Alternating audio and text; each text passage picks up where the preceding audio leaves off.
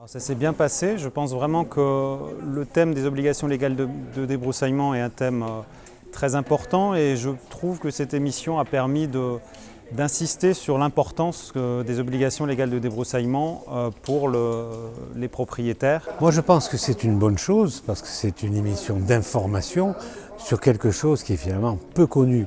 Donc j'ose espérer que ça va faire des petits et que les gens intéressés regarderont. Et entre autres d'ailleurs mes collègues élus, parce qu'il faut qu'ils soient possédés par ces OLD, par ces obligations légales de débroussaillement. Alors émission très intéressante avec un apport pédagogique important, un public touché qui va être forcément très large avec ce type de format. Intéressant d'échanger avec des techniciens, un élu.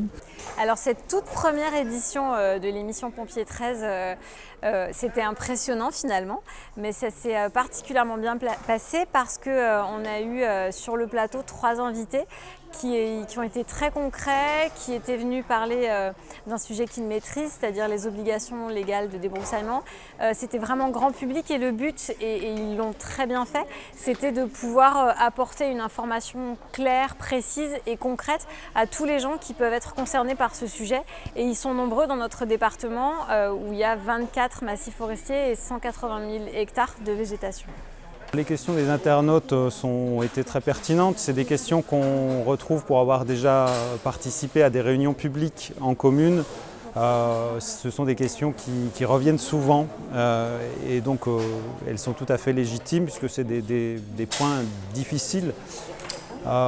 Est-ce que j'ai su y répondre? Les internautes le diront, mais j'espère en tout cas avoir apporté un certain nombre d'éléments de réponse, sachant qu'ils peuvent toujours se référer au site internet départemental de l'État pour retrouver de la documentation ou des réponses plus pratiques.